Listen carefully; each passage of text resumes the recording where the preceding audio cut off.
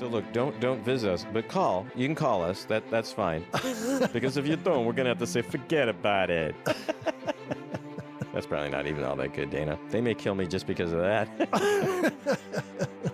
We're gonna put a hit out on that guy because he can't even say forget about it. Welcome to Damn It, Jim podcast, a weekly tour through the intergalactic happenings of the Starship Enterprise, hosted by Dana Smith and Dan Calzaretta. Good evening, Dan. Dana, how are you doing this evening? Good to be back. Yeah, not too bad, not too bad. Is it kind of warm where you're at? No, we've been pretty fortunate. It was pretty smoky the last couple days with wildfire smoke from Canada. And here's the deal. We have a border. The smoke should stay on their side of the border, Dana. You know what we should do is repurpose some of these wind power generators and have them just blowing like huge fans. Hey, Dan, last week we kind of made a loose bet on how many phone calls we'd get before we aired the show. Yeah. How many phone calls did we get? Well, let's put it this way. We both lost that bet. Because we got so many? I wish. You know, Dana, we didn't get any. That's what I thought. I was pretty disappointed. I thought for sure we would be getting some phone calls. I put it in the Facebook promos, everything. So maybe I misspelled it or something. You mean you put in like the wrong number, you think, maybe? Yeah, it's possible. Some old lady in like Arkansas. No, this isn't the Damn It Jim podcast. My husband's named Jim, and I said Damn It Jim all the time, but that's not the podcast. Well, there goes Arkansas. I don't even think that sounds like an Arkansas accent.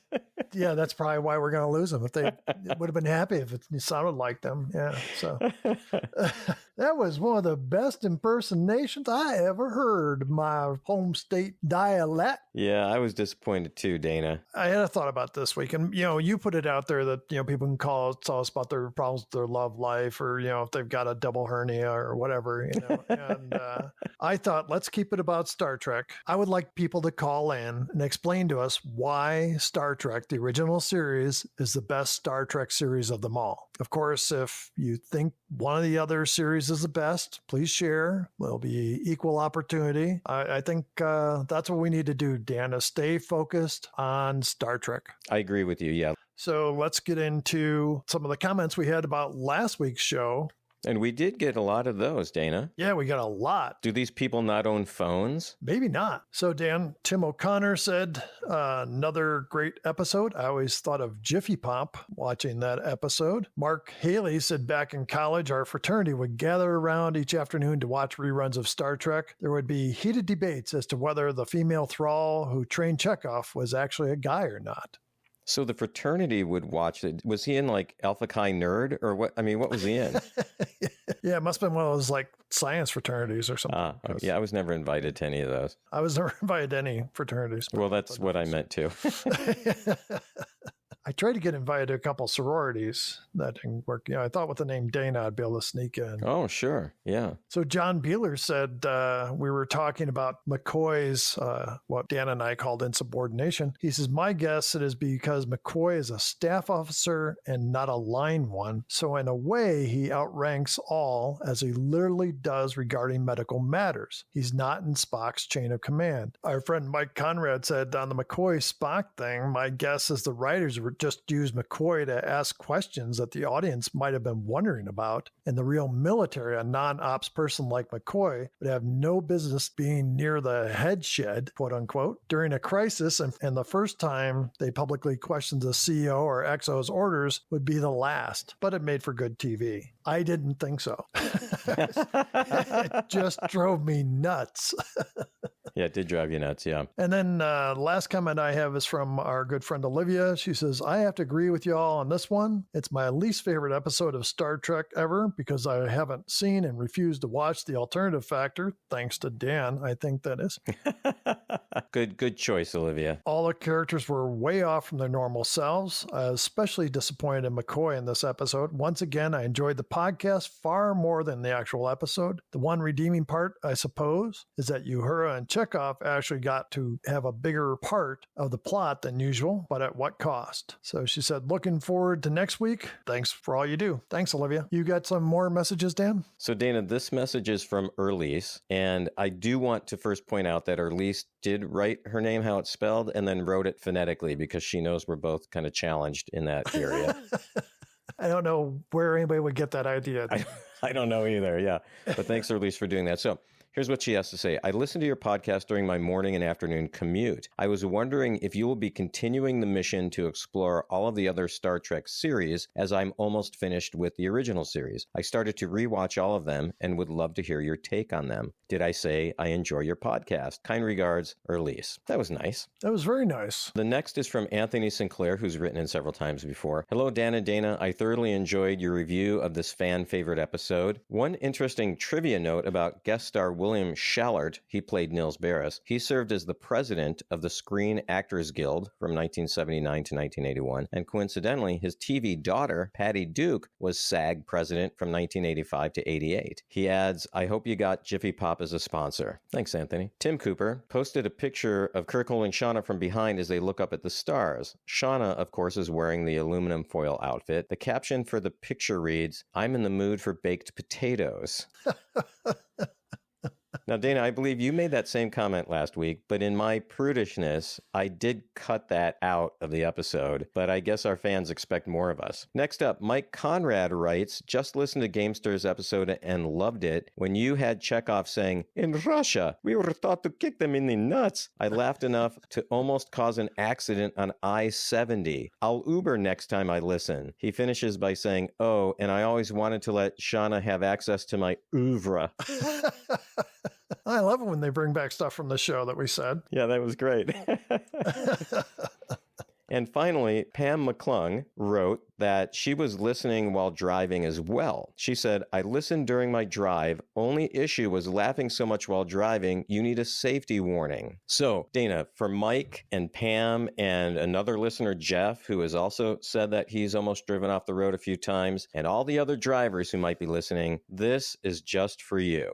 Studies show that listening to Damn It Jim, the podcast, while driving has the same effect as driving high, except you don't get the munchies listening to Damn It Jim. Do your fellow drivers a favor. Listen to Damn It Jim at home. Then you can eat all the Doritos or Jiffy Pop you want. This message has been brought to you by the Ad Council and the Damn It Jim podcast. Ramblejar Productions and its affiliates and sponsors are not responsible for any accidents that might happen while listening to Damn It Jim, including traffic accidents, ballooning accidents, rollerblading accidents, choking on Doritos or other snacks, or falling off the toilet while listening.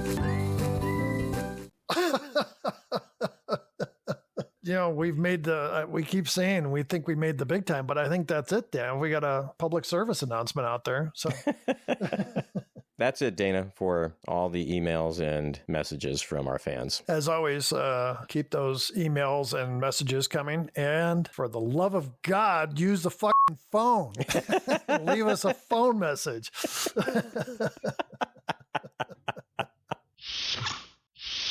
Don't forget, this Damn It Jim podcast is sponsored by PhotoBucket. PhotoBucket is an American company with over 100 million registered members and hosts over 10 billion images. Think of all the Star Trek memorabilia that must be out there on PhotoBucket as we speak. Dan, we know that our listeners of our show have a lot of Star Trek memorabilia, pictures and videos, including some vintage images that they would really hate to lose. Imagine if you could share your images with other like-minded individuals or groups. All those convention moments, the great cosplay triumphs, the time you got your picture taken with your favorite Star Trek actor. Think about it, Dana. PhotoBucket gives you one secure place to store all those memories. No more digging through old hard drives to find the pictures from the 1985 convention. With PhotoBucket, you can organize and even create stunning Star Trek themed albums. Dan, I've started that project myself. Wow, you signed up for PhotoBucket? I did, and I've downloaded a ton of Star Trek pictures and started an album based on the first 2 seasons that we've been working on. Wow, that's pretty cool. Was it hard to do? It was easy, Dan, and trust me, if I can do it, anyone can. Oh, that's awesome. Right now, PhotoBucket is offering 1 free month to our loyal listeners. It's a great way to try it out, and PhotoBucket is also offering 1 terabyte of storage for only $5. $5, Dana. That is a deal. Dan, how do our listeners get that free month? When you sign up for PhotoBucket, Put in the code DAMNITJIM, and you will receive 1 month free. It's that easy. PhotoBucket makes everything easy, Dan. It even integrates seamlessly with all your favorite social media platforms, making it super easy for you to share your adventures and let your Star Trek spirit shine across the entire universe. So beam yourself up to PhotoBucket today and start preserving and sharing your Star Trek memories like never before. Don't wait, because the final frontier awaits your creativity. Visit photobucket.com now and unlock a universe of possibilities. So the show starts off, we see Kirk on the bridge as he passes by the helm. Chekhov states they are approaching Sigma Iosha 2. Uhura says she's receiving a message from Iosha 2 from a man named Oxmix and says that his title is Boss. We learned that this planet had previously been visited by a ship called the Horizon, which disappeared 100 years ago. So Kirk agrees to beam down to the planet and he leaves Scotty in charge and takes McCoy and Spock with him. They are concerned that the Horizon might have, quote-unquote, contaminated the planet, which was on the threshold of industrialization before the Horizon visited. Spock comments that the Iosans are very intelligent and have a knack for imitation. So do you think the Horizon, it was like lost? Yeah, they got posters up in bars with a picture of the Horizon, and they're on milk cartons. Yeah, right. Have you seen this starship? So they beam down, and they look like they've beamed down into 1920 Chicago. McCoy looks around and goes, I've seen pictures of this. Wasn't he there when they visited Edith Keeler? Yeah, they all were, right? Yeah. But they all act like they've never seen anything like this before. Exactly. They beam down into the middle of the street, too, which, Scotty probably needs to work on his aim a little bit there. Remember, he's not that fond of Kirk, really. Yeah, but he likes the other two guys, right? Captain Kirk, could you stand out a little bit to the left there? They're standing there looking around, and then two men come out and point Tommy guns at them, and they tell them, Okay, you three. Let's see petrified. Sir, would you mind explaining that statement, please? I want to see it turn to stone. Put your hands over your head. Or you ain't gonna have no head to put your hands over. That's a good line. that would get my attention. So that's how the show starts, Dan. And we can see that they have taken away the phasers and communicators from the landing party. As they're being escorted to see Oxmix, a car comes whipping around the corner, spraying the street with machine gun fire. And it kills one of the guys that was taking the team away. I mean, he just gets gunned down right there. Yeah, that was kind of a cool stunt because he just goes flying back into what looks like maybe a garbage pile or something. But I thought it was pretty well done. And then the crowd just forms around and they're just looking at him. Well, the other guy runs out in the street and fires after them, after the speeding car. Yeah. Kirk asks, is this how you treat your guests? The gunman responds, it happens, pal. Spock's... I kind of like that line too. Yeah, what are you going to do? Yeah, get used to it. That's life down here. So Spock says there are several questions he'd like to ask, and Kalo, that's the gunman, says, ask the boss. I don't know nothing. I think this guy's accent I can master, Dan. Yeah, I think so too. We should just do the rest of this podcast in that guy's accent. Yeah.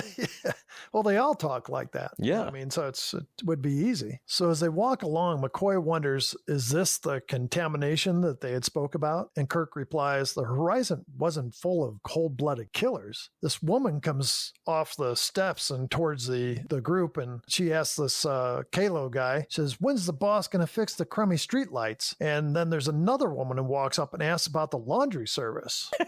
I just find that funny, the laundry service, Yeah, she says something like, we haven't had laundry service picked up in like 3 weeks. It's like, well, crimey, I hope you're washing your clothes in the sink or something. It's just, you're going to be stinking. So the first woman that came up, Dan, she's another woman that went on to make adult films. Yes, I have some things to say about her too at the end, yeah.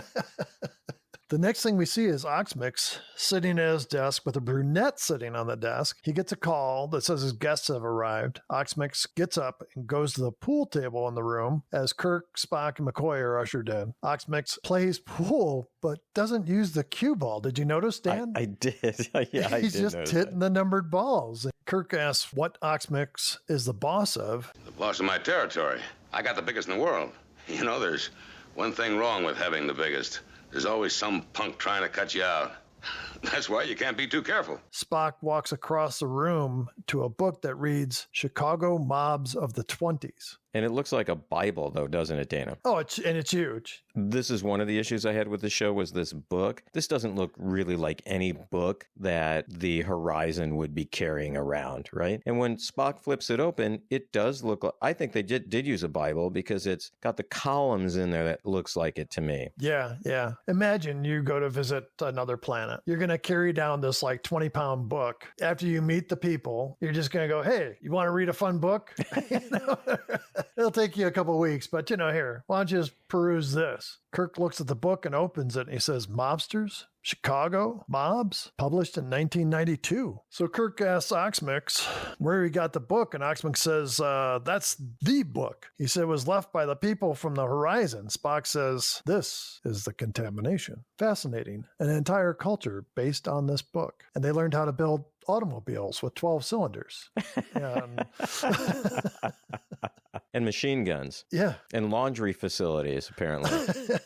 So Kirk asks if they left any other books. And Oxmix says, sure, they left other books, but I brought you here so you could help me, not ask me questions. Kirk asks, what is it you want? So Oxmix says, you guys must have made a lot of improvements since the Horizon was here. And he says, I want you to supply me with heaters so I can wipe out all the other punks, and then you'll have to only deal with me. Kirk's a little astonished. He asks, you want me to supply you with arms so you can wipe out your neighbors? Spock says, that's quite impossible. Oxmix gets mad and he says, you're going to take orders from me. He says, I'll give you 8 hours to give me the tools I need. And if I don't have them by then, I'll call up to your ship to pick you up in a box. Understand? This episode actually reminds me a little bit, Dana, as if you were to combine Star Trek and The Sopranos. I wonder what real mobsters who like Star Trek, there has to be some out there, right? Look, if you're a real mobster and you like Star Trek, call us.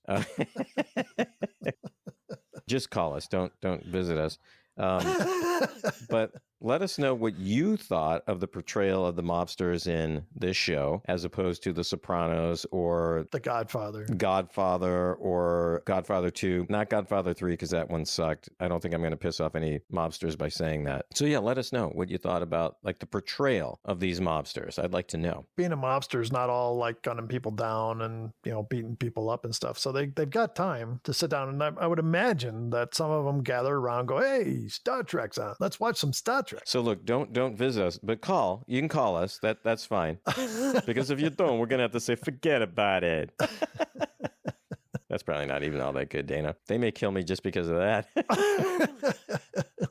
We're going to put a hit out on that guy because he can't even say forget about it. So Kalo tosses Oxmix Kirk's phaser and his communicator, and Oxmix points the phaser towards the wall, and he says, let's see how this thing works. And Kirk says, don't do that. You could knock out a wall. And Oxmix seems pleased with this. Yeah, he would be pleased, yeah. Yeah, he's like, oh, wow, weapons have really improved. So he says, all you have to do is give me 100 or more of these, and we'll have no more trouble. And Kirk says, out of the question. He holds up the communicator and asks what it is. Kirk explains it's a communicator. He says it's locked into our ship. Oxmix sends Kalo to keep Kirk and the others in the warehouse and keep an eye on them. Kalo and another guy escort the landing party out of the room. Oxmix calls up to the ship. He and the girl that's still sitting on his desk look skyward.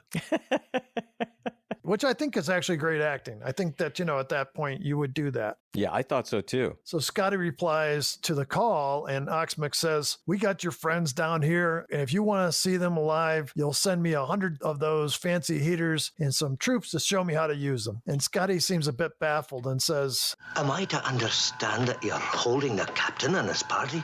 You heard right, pal. I'm going to give you just 8 hours to get me the goods I want, or I put the hit on your friends. You understand? I don't know. After Oxmix ends the call, Scotty asks Lieutenant Hadley to check the language banks and tell him what a heater is. Yeah, I actually liked this whole scene. I thought it was really good. I was thinking it'd be great if Scotty sent down space heaters. Back on the planet, we see Kalo and a couple of the other goons are playing cards. McCoy says, one book of the gangs of Chicago did all this? Well, that's the question we asked. Yeah, because not only did like one person read it, I mean, everybody had to read the book because they all know how to like chomp gum and wear guns and stuff, you know? So talk with that kind of accent. yeah, Spock says they evidently seized upon that one book as the blueprint for an entire society. And McCoy says, it's the Bible. Kirk says, in old Chicago, conventional government almost broke down. The gangs nearly took over. And Kirk asked Spock if he could get to a computer, could he figure out a solution? And Spock suggests that it's highly unlikely that the captives would give him access. And then Kirk says he has an idea. So they get up and walk over to the table where the men are playing cards, and all the men grab their guns and point them at Kirk. Kirk tells them they're playing a kid's game, that he wouldn't waste his time playing such a game. He says on Beta Antares 4, they play a real game. It's a man's game, but of course, it's probably a little beyond you. It requires intelligence. They should have shot him just for that. And Spock starts to interrupt to correct him, and Kirk cuts him off and is like, Spock, working it here, you know. He tried to Spock-splain something to him. Kirk goes on to say the name of the game is Fizbin. Kirk keeps explaining this. That's like total complicated, makes no sense game. And you can just tell he's making this shit up. Right. He gets to this point where he's given Kalo so many cards and he says, what you're trying to get is a royal Fizbin. But the odds in getting a royal Fizbin are Spock, what are the odds in getting a royal Fizbin? I've never computed them, Captain. Well, they're astronomical, believe me. What I like about that scene, Dana, is that Spock is trying to, like, he doesn't really know how to play along, does he? He doesn't know how to lie. It's just beyond him to fabricate a story like that. Yeah. So then Kirk drops a card on the floor and Kalo goes to get it and Kirk flips the table.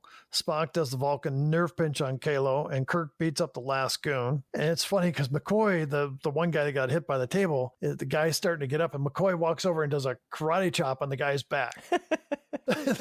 And the guy just dropped like he'd been, hit by Muhammad Ali. It's funny because in the first season, it seemed like we saw a lot of karate chops and maybe not so many in the second season. Kirk tells Spock to get to the radio as Uhura is monitoring the stations. And he says, have yourselves beamed up. Spock says, you're coming with us. And Kirk says he's going to bring Bella Oxmix with him. Kirk says, this mess is our responsibility. You got your orders, now go. I'm not sure what they're doing is going to fix it, It doesn't seem like they're erasing the contamination at this point. They all leave, and Kirk, next thing we see is Kirk running down an alley, and he's stopped by another gunman who says they're going to go for a ride. And Kirk says he'd rather walk, and the guy points his machine gun at Kirk's head and says, this can either be a taxi or a hoist.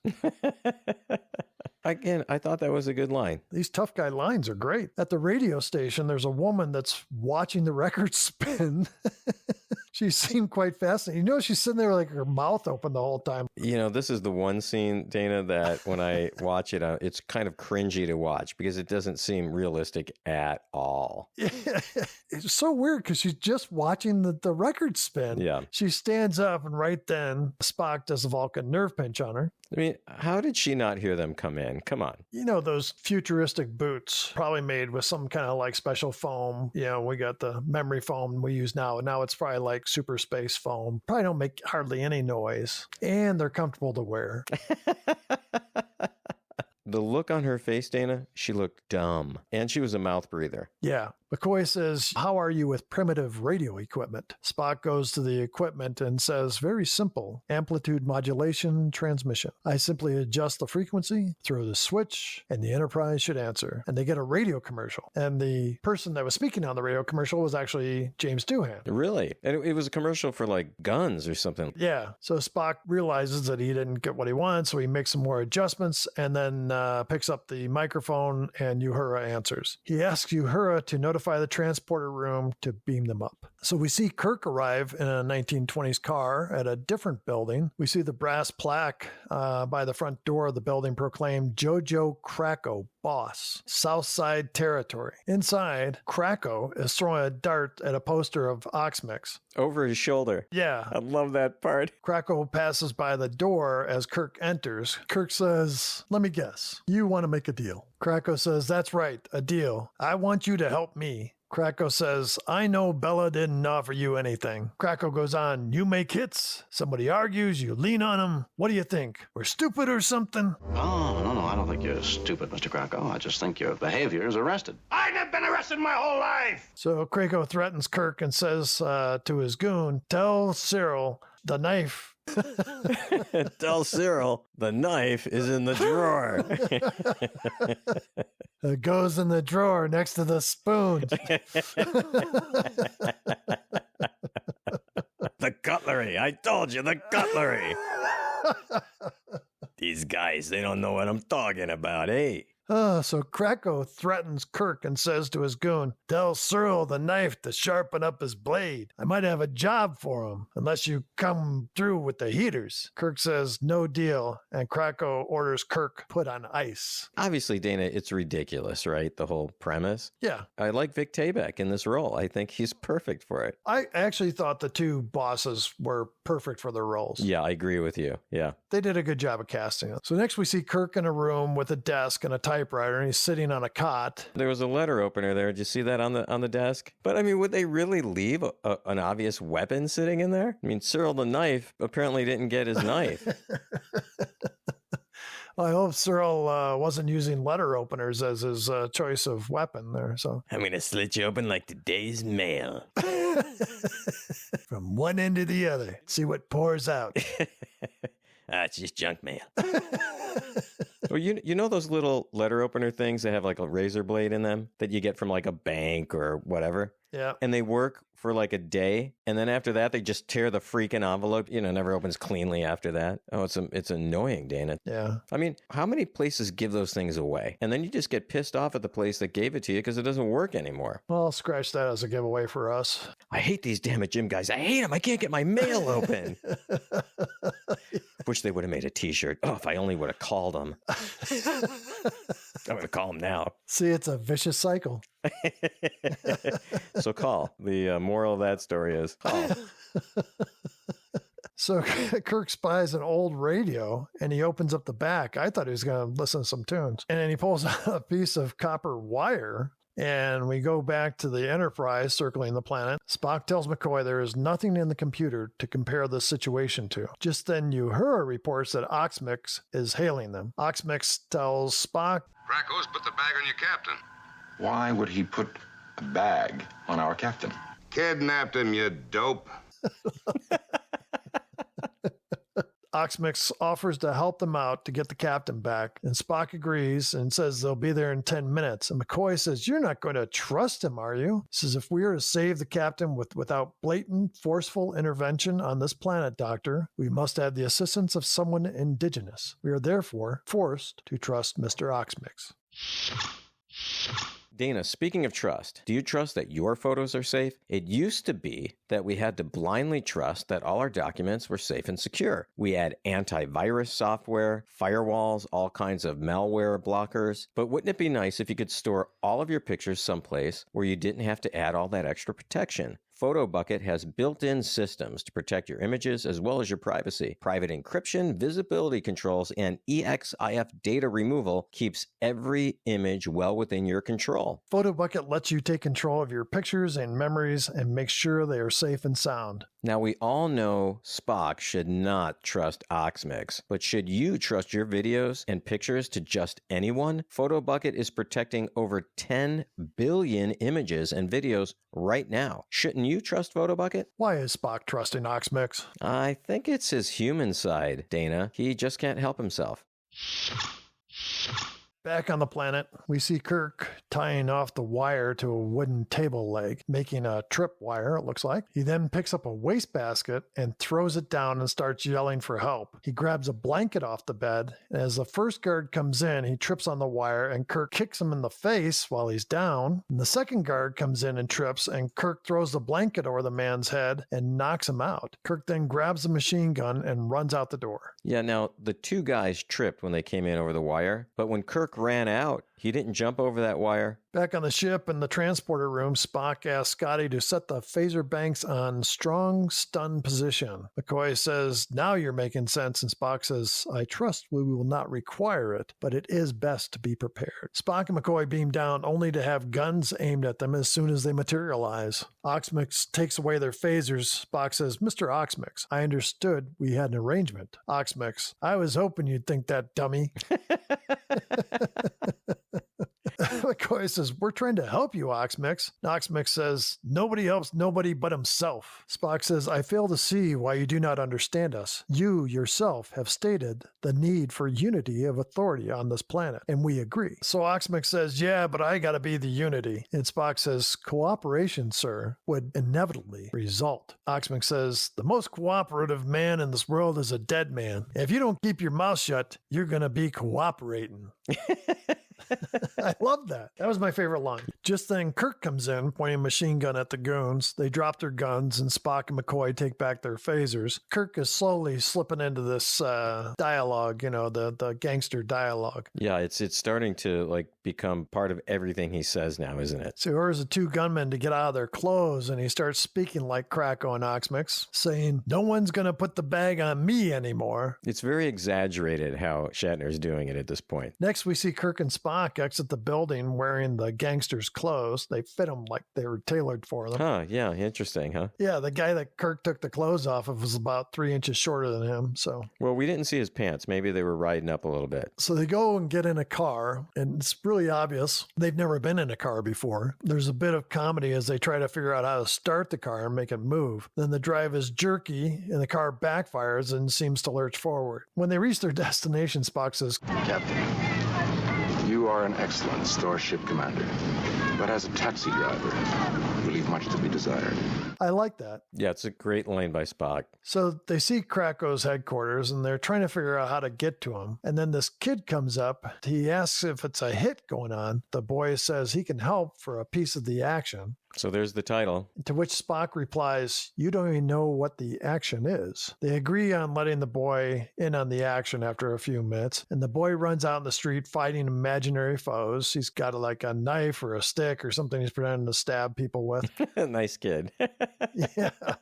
He goes running up the steps by the guards. Then he falls down and says, Daddy, Daddy, I hurt myself. And Kirk and Spock drop their Tommy guns in the car. They just leave them in the front seat. Yeah, just leave them. Yeah, I noticed that too. And they go running up and he goes, Sonny, what have they done? Once again, Spock does the Vulcan nerve pinch and Kirk fights the other guy and he knocks out the other guard. They go inside the building and put their phasers on stun, knocking out 2 more guards inside. Oh, here, Dana, I have a question for you. They've said a couple of times they can't just use their phasers out in the open street, right? They can't have other people see them use their phasers. Why not? The planet's already contaminated. What difference does it make if they use their phaser in the street? Because it'll be contaminated more. Yeah, but they're trying to uncontaminate it, and they're doing it by recontaminating it anyway.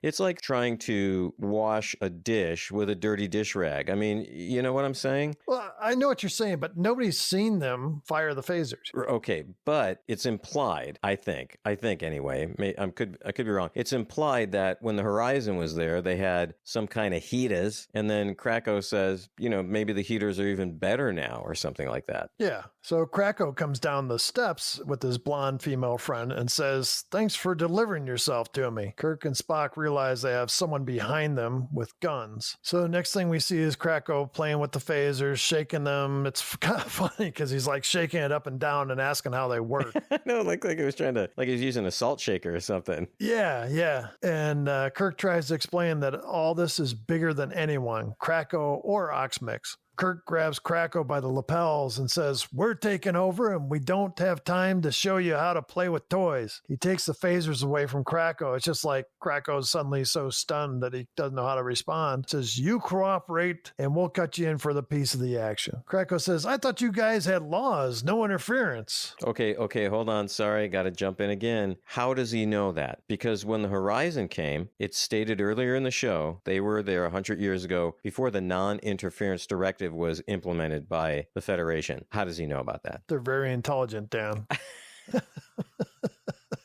I don't know. I wondered the same thing. Yeah, I think that's a goof. Someone just messed up in the writing of that episode. Kirk says, "Who's interfering?" The planet is being taken over by the Federation, but we don't want to come in here and use our muscle. You know what I mean? That ain't subtle. Neither is your accent, buddy.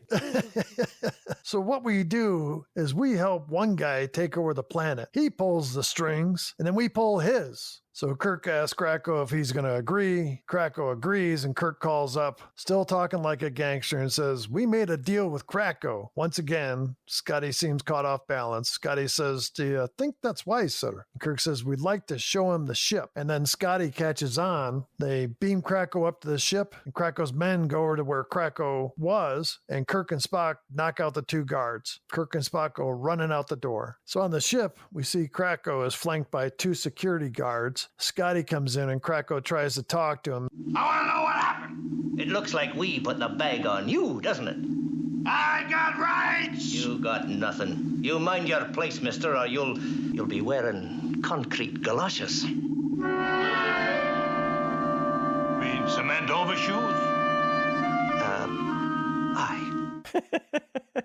Again, I think some of the writing in this was really funny. Yeah. Next thing we see is Kirk and Spock run towards the car, and Spock says, "Must we?" And Kirk says, "It's faster than walking." And Spock says, "But not as safe." And it just keeps getting better. Kirk says, "Are you afraid of cars?" And Spock says, "Not at all, Captain. It's your driving that alarms me."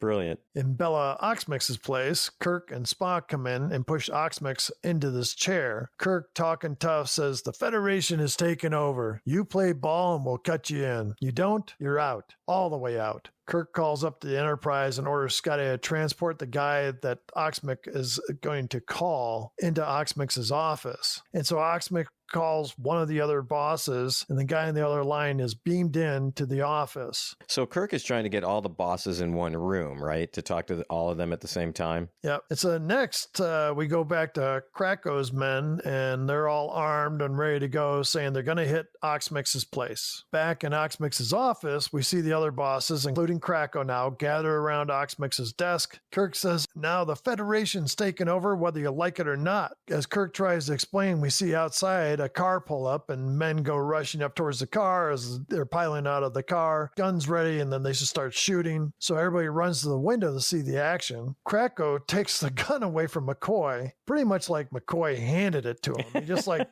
McCoy's standing there with like the gun practically holding it out. Right. And Krako says he's the big boss now and he's going to give the orders. And Kirk asks to call his ship to say goodbye. Naturally, Krako allows this. Yeah, come on. Yeah. Dana, no self-respecting mob boss would have done that. So Kirk has Scotty fire the phasers on stun in a 1-block radius from his coordinates. So we see the phasers fire down and the men shooting it out all get knocked out. So 1-block radius, I mean, they're like little kids and babies and cats and dogs all would have been knocked out, right? All the other gangsters are stunned by this phaser attack. They see that Kirk basically wields a bigger stick than they have, and they all start talking about how the setup will work, and that 40% and is that enough for the Federation? And the gangsters suggest that Kirk should be the one in charge, and Kirk says no, Oxmix could be in charge, and Krako, he can be his lieutenant, and the Federation will come back every year to collect their cut. And they all heartily agree, and Kirk breaks out some of their drinking stuff to celebrate the new syndicate. So later on the ship, Spock says, "Captain, I do have reservations about your solution to the problem of the Iosians." So Kirk says, "Yeah, I propose our cut be put into the planetary treasury and used to guide the Iosians into a more ethical system. Despite themselves, they'll be forced to accept conventional responsibilities. Isn't that logical?" Isn't that a violation of the Prime Directive? And then he says, "All right, Bones, in the language of the planet, what's your beef?" And McCoy says, "I don't know how serious this is, Jim, and I don't quite know how to tell you." I think I left it in Bella's office. You left it I left my communicator. in Bella's office? It upsets the whole percentage. How do you mean? In a few years, the Iosians made a man a piece of our action. I like the ending, Dana. I like this one. A lot of humor in this show. It's got a lot of good stuff in it, and it is fun. Yeah, it's like cotton candy, you know? Like you're eating it, it's sweet, and then you're done and it's gone, and you kind of forget about it. Forget about it. Until your teeth fall out of your head. Dana, you have some things you want to share about this episode that you found interesting. Yeah, Dan. This episode marks the only time in the entire Star Trek franchise that Kirk calls McCoy by his full nickname, Sawbones. And I guess I had never realized that that's where it comes from, although I have heard doctors referred to as Sawbones before. Also, Marlis Burdett was Krako's girl in the yellow dress. Oh, yeah. She was also in Wolf in the Fold. She was one of the waitresses in the cafe. And she was also in I, Mud as one of the androids. Okay. Since we're talking about her, I checked a little bit more out about her, and she's her acting career ranged from TV commercials to television and included several movies, namely several Elvis Presley films. Oh, here we got another Elvis connection. By the way, I did send an email to Elvis Aaron Presley Jr. saying, hey, are you still performing? Hoping he would engage in some kind of conversation and then we can get him on the show. Radio silence. Maybe he's dead, Dana. I don't really know. Maybe he's like his dad and faked his death and is working for the CIA.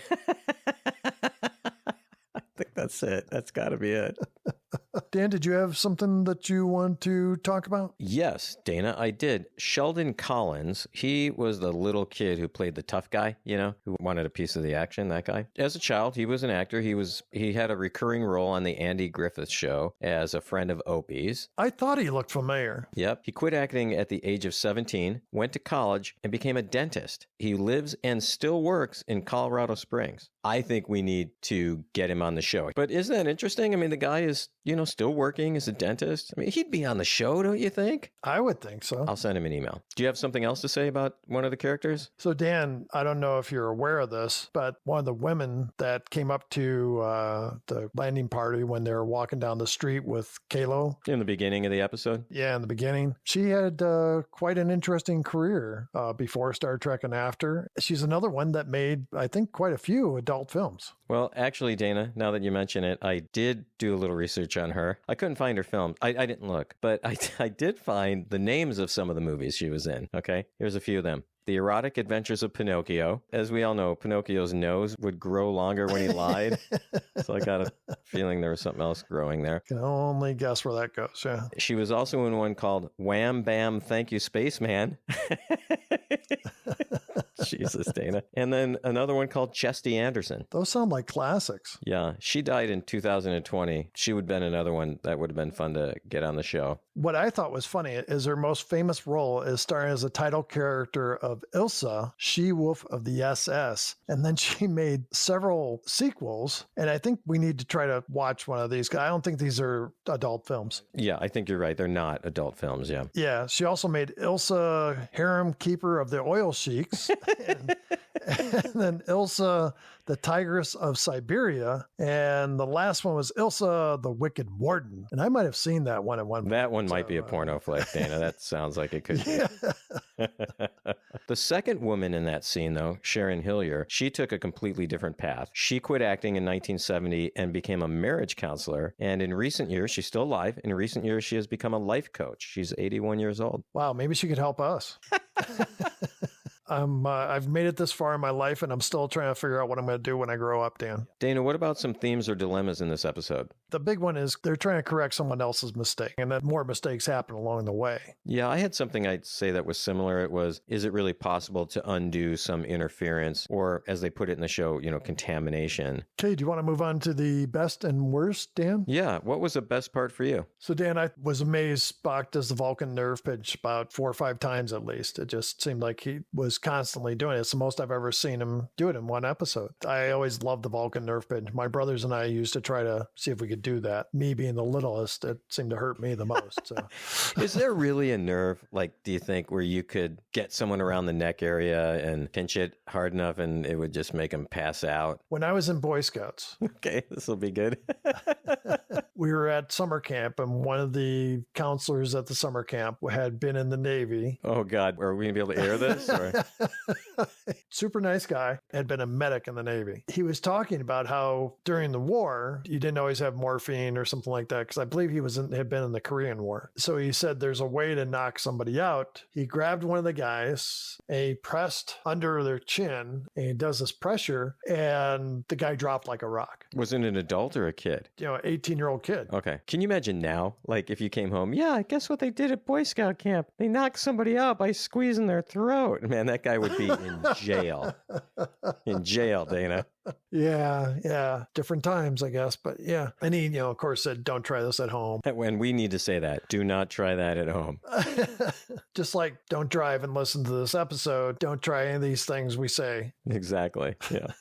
Okay, Dan, do you have a best part? I think all the main characters play the comedy really well in this episode. I especially like some of Spock's lines when he tries to fit in with the gangster culture. How about another best part for you? There's humor throughout, but there's still some good drama. Do you have another best part? The scene where Kirk is trying to explain that made-up game called Fizbin. Now, we did find that someone actually made that game back in 1990. How about a worst part for you, Dana? The women in the show, with the exception of Uhura, are all basically window dressing. There's hardly any dialogue from them except for the two women they met on the street. I felt bad because they added nothing to the show. How about you? Once again, no Sulu. How about another worst part for you? A whole planet run by mobsters? Did they get the dialogue, the guns, the cars, the attire, everything from that one book? I mean, even the chomping of the gum, Do you have another worst part, Dan? This would have made for a great follow-up episode. Like Harry Mudd, we saw him a couple times. It would have been great had the Enterprise gone back to see, what had happened after some amount of time. Dana, do you have another worst part for us? It's stated in there that a few times that this is an intelligent race, but my God, they seem stupid. It's just...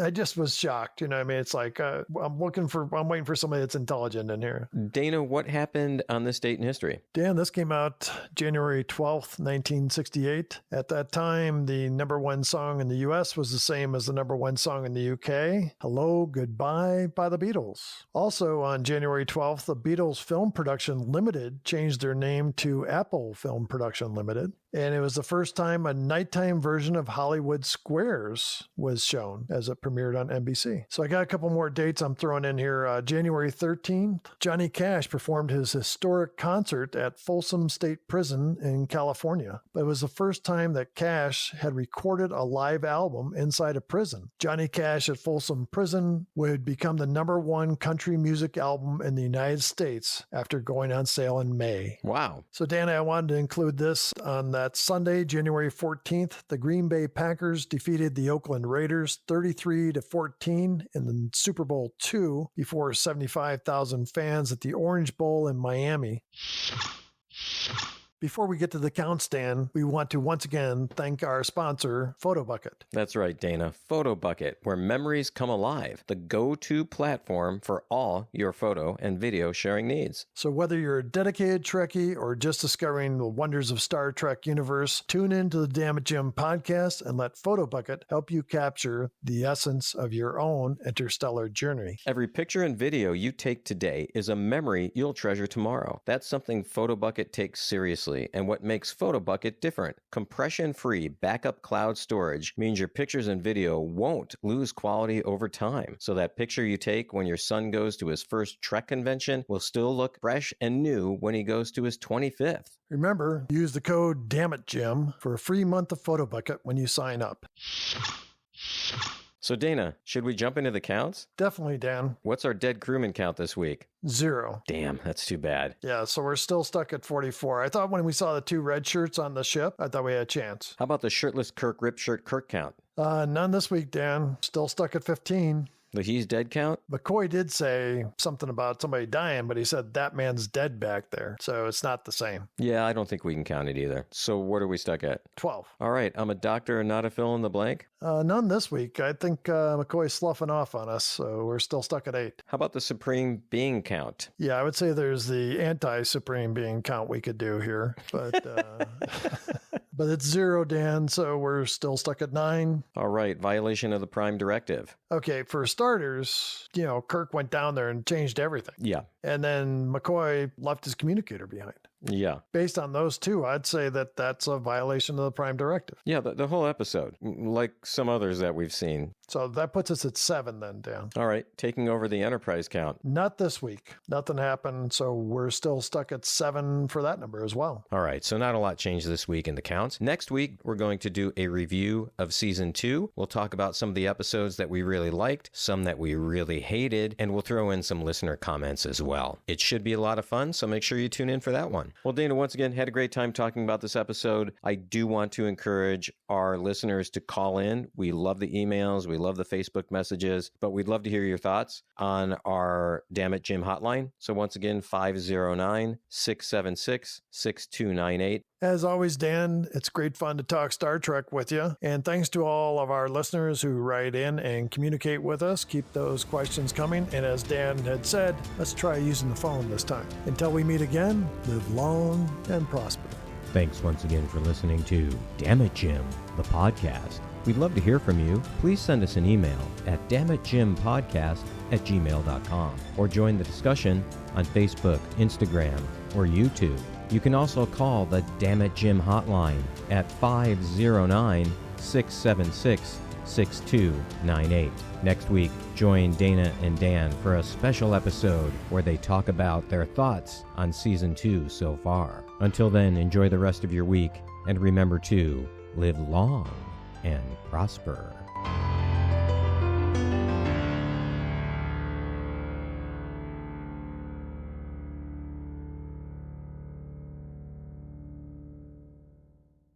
This has been a Ramble Jar production.